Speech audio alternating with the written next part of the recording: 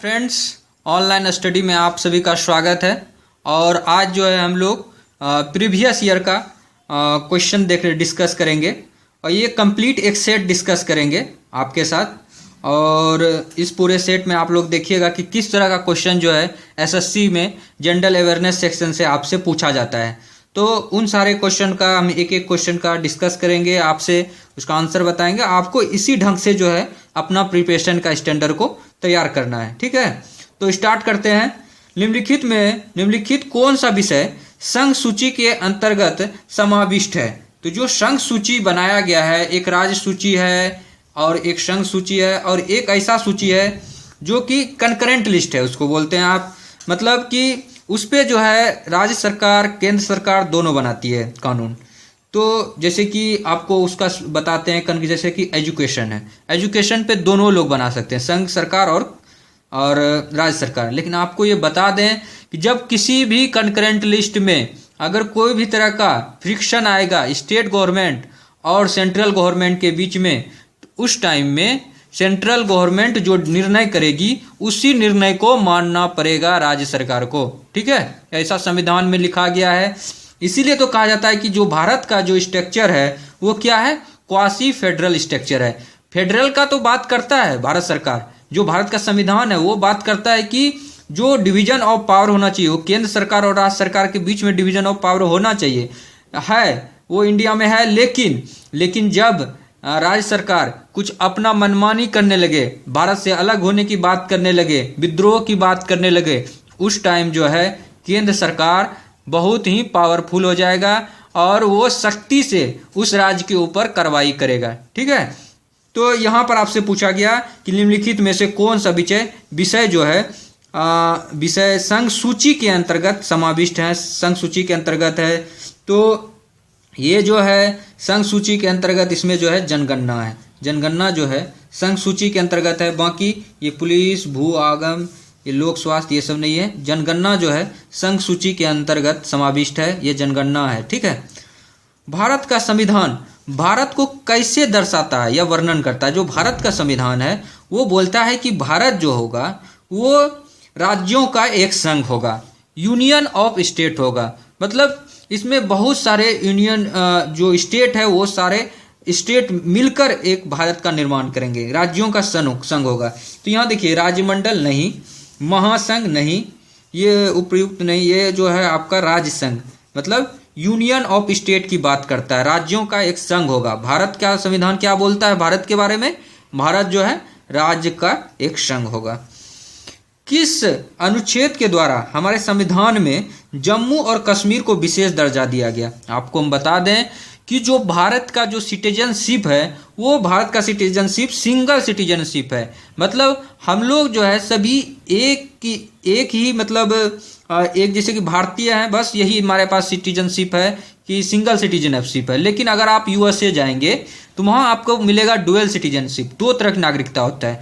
एक होता है कि जो यूएसए का जो मतलब सदस्य तो है ही, नागरिक है ही, ऊपर से जिस कंट्री में वो पड़ता है उस कंट्री का भी सदस्य। लेकिन ऐसा नहीं है, भारत का ऐसा नहीं है कि अगर आप किसी स्टेट में हिमाचल प्रदेश में पढ़ते हैं तो आपको हिमाचल प्रदेश की अलग से सदस्यता नहीं मिलेगी, या फिर आंध्र प्रदेश में रहते हैं तो आंध्र प्रदेश की अलग सदस्यता नहीं मिलेगी।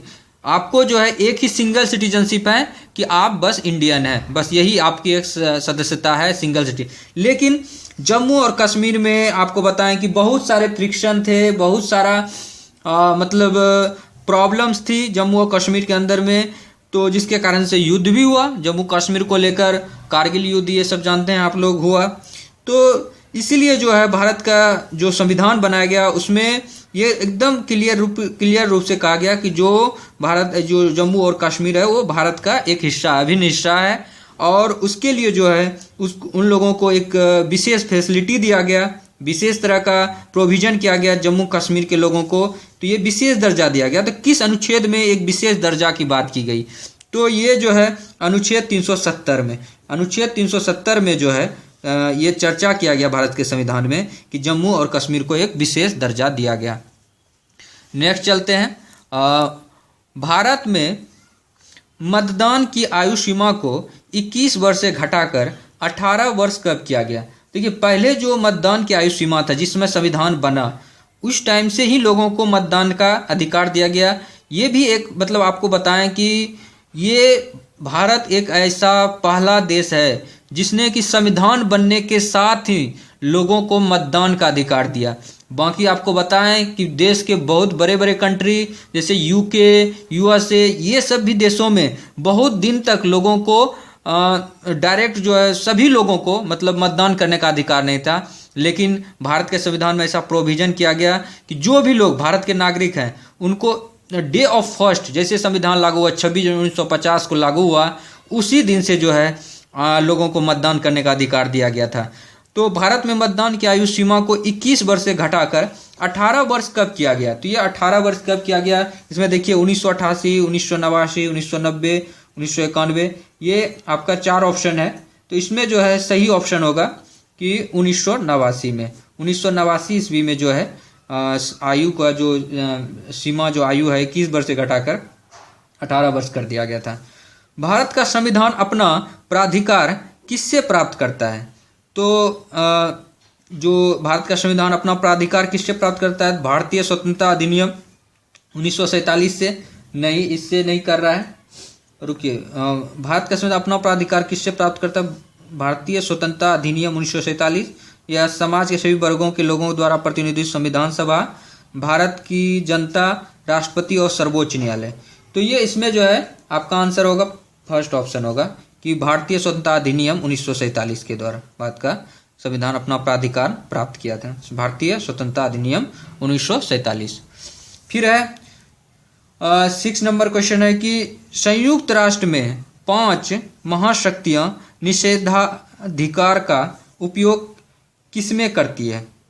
तो संयुक्त राज्य में जो 5 महाशक्तियां हैं, 5 जो महाशक्तियां हैं वो निषेधाधिकार का उपयोग किसमें करती है? तो महासभा में या सुरक्षा परिषद में या आर्थिक और सामाजिक परिषद में या न्यायशीता परिषद में।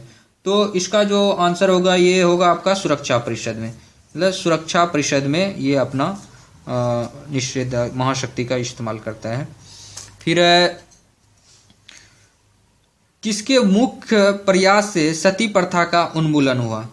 तो किसने ज़्यादा मतलब पहले बताएं सती प्रथा ऐसा था कुछ, मतलब जैसे इसके जो भी जैसे जेंट्स जो भी पति पत्नी है, अगर उसका पति मर जाता था तो उसके साथ जो है उसकी पत्नी को भी मतलब जला दिया जाए, जो कि गलत था, पूरी तरह से गलत था। और इस सती प्रथा का जो उन्मूलन है उसका समाप्ति जो है राजा राम मोहन राय ने किया था।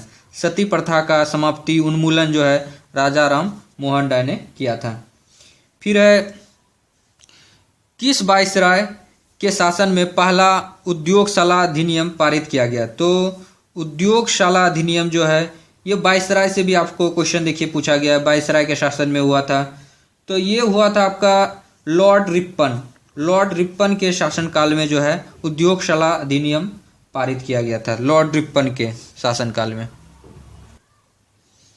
फिर है अलीगढ़ में स्थित मोहम्मडन एंग्लो ओरिएंटल महाविद्यालय को किसने स्थापित किया था? तो अलीगढ़ में जो स्थित है मोहम्मडन एंग्लो ओरिएंटल महाविद्यालय, इसको किसने स्थापित किया था? तो ये किया था सर सैयद अहमद खान। सर सैयद अहमद खान ने इसको जो स्थापित किया था अलीगढ़ में जो मोहम्मडन एंग्लो ओरिएंटल है महाविद्यालय। फिर है थर्मोस्टेट का उपयोग रेफ्रिजरेटर के तापमान के नियंत्रण में किया जाता है। ठीक है, थर्मोस्टेट को बताया गया है। इसमें होता क्या है या होती क्या है? तो ये एक द्विधातुक पट्टी होती है या पारद तापमापी या चालू बंद स्विच या फ्यूज। तो इसका आंसर होगा एक द्विधातुक पट्टी होती है, एक द्विधातुक पट्टी होती है थर्मोस्टेट में, और इसी का उपयोग जो है रेफ्रिजरेटर में तापमान को नियंत्रण करने के लिए किया जाता है। फिर चलते हैं एक फ्यूज तार, जो फ्यूज का जो तार बनता है, ये फ्यूज तार जो होता है, जानते होंगे फ्यूज में जो है एक तार लगाया जाता है। तो एक फ्यूज तार में मुख्य रूप से क्या होना चाहिए? जो तार लगाते हैं फ्यूज में, जैसे कभी हाई वोल्टेज हो जाता है तो उस कंडीशन में आपका जो पूरा इक्विपमेंट है उसको सेफ रखे। फ्यूज जो है एक सेफ्टी डिवाइस है, ठीक है। तो उसके तार लगाया जाता है, वो तार जो है मेल्ट हो जाए, जैसे हाई वोल्टेज आए तो मेल्ट हो जाए। तो उस केस में तो वही पूछ रहा है कि एक फ्यूज तार में मुख्य रूप से क्या होना चाहिए। तो ये उसका जो गलनांक होना चाहिए, जो गल जाना चाहिए, वो अल्प गलनांक होना चाहिए, लेकिन उच्च प्रतिरोध होना चाहिए। तो ये उसका गलनांक कम होना चाहिए, अल्प गलनांक होना चाहिए, और उसका जो प्रतिरोध है, जो रेसिस्टेंस है, वो हाई रेसिस्टेंस होना चाहिए। तो ये थर्ड होगा इसका। फिर चलते हैं कि एक सामान्य नेत्र, इसको ठीक कर लेते हैं पहले। हाँ, एक सामान्य नेत्र के लिए स्पष्ट दृष्टि की न्यूनतम दूरी क्या है। तो जो स्पष्ट रूप से मतलब देख सके, उसके लिए जो है न्यूनतम दूरी कितना है, तो वो है 25 सेंटीमीटर। ये मीटर नहीं है, 25 मीटर नहीं है, 25 मिलीमीटर में भी नहीं है, ये 25 सेंटीमीटर है। जो न्यूनतम मतलब दूरी है, स्पष्ट दृष्टि का जो न्यूनतम दूरी है एक सामान्य नेत्र का, वो है 25 सेंटीमीटर। अगर आपका आँख ठीक है तो आप 25 सेंटीमीटर की दूरी से आसानी से पढ़ सकते हैं। जिसको देखिए हाइपरमेट्रोपिया होता है, इसमें दो तरह का डिजीज होता है, एक होता है मायोपिया, एक होता है हाइपरमेट्रोपिया। मायोपिया में क्या होता है कि लोग को दूर की चीज़ को नहीं दिखता है, तो वो लोग क्या करते हैं कि नज़दीक की चीज़ को पढ़ लेते हैं, दूर में उसको धुंधला पड़ता है। उसके केस में क्या होता है, एक्चुअली उसका जो रेटिना है, रेटिना से जो जहाँ की जो पर्दा है, रेटिना जो आँख का वो पर्दा है, वहीं पर जो इमेज बनता है, तो रेटिना से पहले ही इमेज बन जाता है, तो वो मायोपिया का केस। इसीलिए दूर का चीज़ जो है धुंधला दिखाई पड़ रहा है। एक होता है हाइपरमेट्रोपिया का केस। उस केस में क्या होता है कि नज़दीक का चीज़ नहीं दिखता है, तो वो लोग क्या करते हैं, जैसे पेपर से भी पढ़ते हैं तो दूर हटाकर पेपर पढ़ते हैं। उस केस में क्या होता है कि रेटिना के बाहर जाकर इमेज बन जाता है। तो रेटिना के बाहर इमेज बनता है तो वो हाइपरमेट्रोपिया का केस है। रेटिना के पहले इमेज बन जाता है तो वो मायोपिया का केस है। तो इस तरह का प्रॉब्लम होता है लोगों को। चलते हैं, 25 सेंटीमीटर जो है न्यूनतम नेत्र की दृष्टि है। एक नक्षत्र का रंग निर्भर करता है, तो किस पे निर्भर करता है एक नक्षत्र का जो रंग है, वो सूर्य से दूरी पर, या त्रिज्या पर, या घनत्व पर, या पृष्ठीय ताप पर। तो इसका जो आंसर होगा वो होगा पृष्ठीय ताप पर। पृष्ठीय ताप पर जो है एक नक्षत्र का रंग जो है निर्भर करता है। फिर चलते हैं, कौन सा संगठक अत्यंत क्षतिकारक होगा। इसमें जो है 4 ऑप्शन दिया है, आपसे पूछ रहा है कि कौन सा संगठक जो है बहुत ही अत्यंत ही हानिकारक है। तो दोनों कार टक्कर के बाद विपरीत दिशा में उछलती है। 2 कार है, दोनों टक्कर के बाद जो है विपरीत दिशा में उछलती है। दोनों कार टक्कर के बाद एक दूसरे से चिपक जाती है और एक कार की तरह गति करती है। दोनों कार टक्कर के बाद एक ही दिशा में अलग अलग चलती है, मतलब दोनों कार टक्कर हुआ और एक ही दिशा में अलग अलग चलती है। टक्कर के बाद दोनों कार का गति शून्य हो जाता है। अगर जहाँ टक्कर होने के बाद अगर जहाँ दोनों कार की गति अगर शून्य हो जाए तो वो सबसे ज़्यादा क्षतिकारक होगा। मतलब क्या हुआ कि जितना भी उसका गति था वो दोनों गति से ही आकर दोनों टकरा गया। मतलब पूरा जितना भी उसके अंदर काइनेटिक एनर्जी था, दोनों काइनेटिक एनर्जी जो है मिलकर जो है पूरा मतलब विनाश किया, क्षति पहुंचाया। तो ये जो है 4th नंबर होगा, ये संगठन ये सबसे ज़्यादा हानिकारक होगा। ठीक, निम्नलिखित में से किसका संबंध आज़ाद हिंद फौज से नहीं था। आपको बता दें, आज़ाद हिंद फौज का जो मतलब स्थापना हुआ था वो सुभाष चंद्र बोस ने किया था, रास बिहारी बोस था इसके अंदर, मोहन सिंह, ये सब आज़ाद हिंद फौज के मतलब डायरेक्टर थे, इसका मेन हेड थे, तो इन्होंने की थी। तो ये सुभाष चंद्र बोस थे आज़ाद हिंद फौज में, रास बिहारी बोस भी थे, मोहन सिंह भी थे। आपसे पूछा जा रहा है कौन नहीं थे, तो ये भगत सिंह इनमें आज़ाद हिंद फौज में नहीं थे। तो चलते हैं और देखते हैं, इसका पूरा सेट डिस्कस करेंगे आपसे। फिर है, वर्ष 1947 के बाद निम्नलिखित में से किस राज्य को भारतीय संघ के साथ बलपूर्वक मिलाया गया। तो 47 के बाद कौन सा राज्य को भारतीय संघ में, भारत सरकार में बलपूर्वक मिलाया गया। तो हैदराबाद है, कश्मीर है, पटियाला है, मैसूर है। तो इसमें सही आंसर होगा हैदराबाद। हैदराबाद जो एक राज्य था उस टाइम, ठीक है, अभी आंध्र प्रदेश है, तेलंगाना बना, लेकिन उस टाइम हैदराबाद ही राज्य था। तो ये पहला होगा हैदराबाद।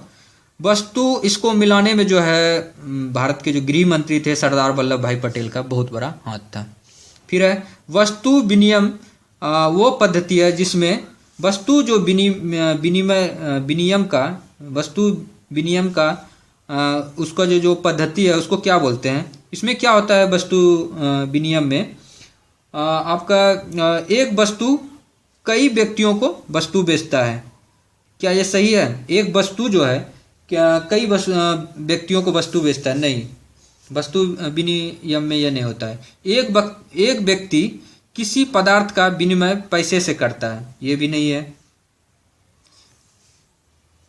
वस्तुओं को निश्चित कीमत में बेचा जाता है, ये भी नहीं है। ये तो है ही नहीं साहब, पूरी तरह गलत। एक वस्तु का दूसरी वस्तु से विनिमय होता है, तो ये एकदम सही है। 17 का जो होगा ये 4th नंबर होगा। मतलब एक वस्तु का दूसरी वस्तु से विनिमय होता है, इसी को बोलते हैं वस्तु विनिमय। विनिमय जो है, विनिमय होना चाहिए यहाँ पे, वस्तु विनिमय, ठीक है। जब किसी वस्तु का जब किसी वस्तु एक्स की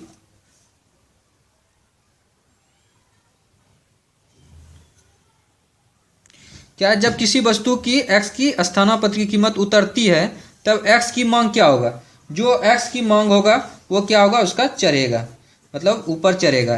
जब किसी एक्स का स्थानापन्न की कीमत उतरेगा तो उसका एक्स का मान भी उतरेगा, उसका एक्स की मांग भी उतरेगी। निम्नलिखित में से कौन सा राजकोषीय नीति का साधक नहीं है? तो राजकोषीय नीति का साधक नहीं है, तो इसमें से जो है बैंक दर, सरकारी व्यय, कर, लाइसेंस फी, तो इसमें जो है आपका आंसर होगा 4 लाइसेंस फीस। लाइसेंस फीस जो है राजकीय कोष नीति का साधक नहीं है। फिर निम्नलिखित में से कौन सा बंदी लागत का उदाहरण नहीं है? तो बंदी लागत का जो उदाहरण इसमें नहीं, भूमि का लगान, बीमा प्रभाव, मशीनों का ब्याज, उत्पादन में प्रयुक्त कच्चा माल। तो इसमें से जो सही ऑप्शन होगा ये होगा आपका 4th नंबर, यानी उत्पादन में प्रयुक्त कच्चा माल। ये जो है बंदी लागत का उदाहरण नहीं है। फिर मसालों की सौरभ और सुवास किसके कारण होती है? तो मसालों की सौरभ और सुवास किसके कारण होती है? अनिवार्य तेल, फिनॉल, एरोमेटिक, एमिनो अम्ल और हार्मोन। तो इसमें से कौन सा आपका करेक्ट आंसर है? तो ये है आपका, ये एरोमेटिक होगा। एरोमेटिक एमिनो अम्ल के द्वारा मसालों का सौरभ और सुवास इसके कारण होती है। फिर है बारंबार होने वाली बारिश और प्रकाश किस क्षेत्र के विकास के लिए उपयुक्त है? मतलब बराबर जो है बारिश और प्रकाश किस क्षेत्र के विकास के लिए उपयुक्त है? घास स्थल, वन क्षेत्र, सवाना, फसल स्थल। तो ये आपका होगा सवाना। सवाना जो है यहाँ पर जो है बारंबार बारिश और प्रकाश जो है इसके लिए बहुत ही उपयुक्त है, सवाना क्षेत्र के लिए। फिर है ऊँट जो है बिना पानी के कुछ दिन तक मरुस्थल में रहता है, ऐसा वह कर पाता है। किसके कारण से ऊँट जो है ऐसा कर पाता है? तो ये आपका जो है देखिए पहला ऑप्शन है, अपनी पेशी में जमा किए गए पानी का प्रयोग करके। नहीं, ये नहीं है। अपनी कुकुंद जो कुबर होता है उसमें जमा किए गए चिकनाई का प्रयोग करके। तो यही है, ये मतलब 23, यही 2 होगा, यही ऑप्शन सही होगा। जो कुबर होता है उसमें पानी जो है जमा करके रखता है, तो उसके कारण से ही बहुत दिन तक मरुस्थल में बिना पानी पिए रह पाता है। नेक्स्ट है कि इस पृथ्वी के अपमार्जक कौन है? अपमार्जक कौन है इस पृथ्वी का? तो ये जो है देखिए 4 ऑप्शन है, पशु, पक्षी, मृदा और जल, जीवाणु और कवक। तो इसमें जो है अपमार्जक कौन है? तो ये विघटन करता है जो ये सब, जीवाणु और कवक, ये जो है अपमार्जक है। तो ये पशु भी नहीं होगा, मृदा और ये नहीं होगा, पक्षी भी नहीं होगा, तो ये अपमार्जक है जीवाणु और कवक। फिर चलते हैं, ईसा पूर्व द्वितीय सदी में कागज बनाने की कला को किसने खोजा था? कागज बनाने की कला किसने खोजा था? पहला ऑप्शन है चीनियों ने, रोमनों ने, ग्रीकों ने, मंगोलों ने। तो यहाँ पर होगा चीन के लोगों ने, चीनियों ने जो है कागज बनाने की कला को खोजा था। फिर निम्नलिखित यूरोपीय शक्तियों में किसने शिवाजी को तोपें प्रदान की थी? जो यूरोपीय शक्ति थी उन्होंने जो है शिवाजी की मदद किया था, शिवाजी को तोपें प्रदान किया गया था। तो किसने किया था? पुर्तगाली ने, डच ने, अंग्रेज ने, फ्रांसीसी ने। तो इसमें से जो है पुर्तगाली ने नहीं किया था, डच ने भी नहीं किया था, अंग्रेज ने भी नहीं किया था मदद, ये फ्रांसीसी लोगों ने शिवाजी को तोप जो है प्रदान किया था, तो फ्रांसीसी ने किया था। फिर है 27 नंबर क्वेश्चन है कि बी आई लेनिन का संबंध किससे है। बी आई लेनिन का संबंध किससे है। वर्ष 1917 के रूसी क्रांति से। लेनिन आप लोग जानते हैं, लेनिन जो है काफ़ी फेमस पर्सनालिटी थे, रूसी क्रांति के जनक भी कहा जाता है, इस तरह का ये लेनिन है। तो लेनिन काफ़ी इंपॉर्टेंट रोल अदा किए थे रूसी क्रांति में, तो ये रूसी क्रांति से ही जनक है। इसका मतलब संबंध है लेनिन का, तो वर्ष 1917 के रूसी क्रांति से लेनिन का संबंध है, बाकी ये नहीं होगा। फिर भारत में चिश्ती आदेश को किसने संस्थापित किया। भारत में चिश्ती आदेश को किसने संस्थापित किया, तो आपका ये 4 ऑप्शन दिया हुआ है। तो पहला है निजामुद्दीन औलिया, सलीम चिश्ती, शेख मोइनुद्दीन चिश्ती, हिमलुद्दीन नागेरी। तो इसमें से जो है आपका सही ऑप्शन होगा शेख मोइनुद्दीन चिश्ती। आपका जो सही ऑप्शन होगा ये होगा शेख मोइनुद्दीन चिश्ती। इसने जो है भारत में चिश्ती आदेश का संस्थापित किया था शेख मोइनुद्दीन चिश्ती ने। फिर है वर्ष 1853 में लॉर्ड डलहौजी ने जो पहली टेलीग्राफ लाइन शुरू की वह किसके बीच थी। तो आपको ये भी क्वेश्चन पूछा जाता है कि पहली टेलीग्राफ लाइन जो है मतलब किसके काल में शुरू हुआ था। तो ये लॉर्ड डलहौजी के मतलब कार्यकाल में हुआ था 1853 ईस्वी में। तो किसके बीच था, कहाँ से कहाँ तक के लिए था। तो देखिए इसमें है बम्बई और थाना, कलकत्ता और मद्रास, बम्बई और आगरा, कलकत्ता और आगरा। तो ये सही आंसर है, कलकत्ता और आगरा के बीच में शुरू हुआ था। ये 3 ऑप्शन गलत है, कलकत्ता और आगरा। फिर है उत्तर वैदिक काल में वेद विरोधी और ब्राह्मण विरोधी धार्मिक अध्यापकों को किस नाम से जाना जाता है। जो वेद विरोधी था कुछ लोग उत्तर वैदिक काल में और कुछ ब्राह्मण विरोधी थे, तो उनके धार्मिक अध्यापकों को किस नाम से जाना जाता था। यजमान, श्रमण, अर्थवन और श्रेष्ठीन। तो इसका जो सही आंसर आएगा उसको श्रमण है, उस अध्यापक को श्रमण कहा जाता था। यजमान सब ये सब नहीं कहा जाता था, ये श्रमण सही है। श्रमण जो है उत्तर वैदिक काल में वेद विरोधी और ब्राह्मण विरोधी धार्मिक अध्यापक को कहा जाता था। तो ये एक कंप्लीट सेट जो है आपके साथ हम डिस्कस किए जो एसएससी के में आया हुआ है, और इससे आपको एक आइडिया लगेगा कि किस तरह का क्वेश्चन जो है एसएससी के एग्ज़ाम में पूछा जाता है। आपको अगर ये वीडियो अच्छा लगा तो आप हमारे जो है चैनल ऑनलाइन स्टडी को आप लोग सब्सक्राइब कर सकते हैं। हमारे इस वीडियो को लाइक कीजिए, हो सके तो जितना ज़्यादा हो सके तो शेयर कीजिए। Thank you so much friend for watching this video. हम इसी तरह आपके लिए हर एक रोज़ जो है 3-4 वीडियो लाते हैं, नए वीडियो लाते हैं। आप लोग हर एक वीडियो को देखिए और शेयर कीजिए, सब्सक्राइब कीजिए, लाइक कीजिए। Thank you so much friend.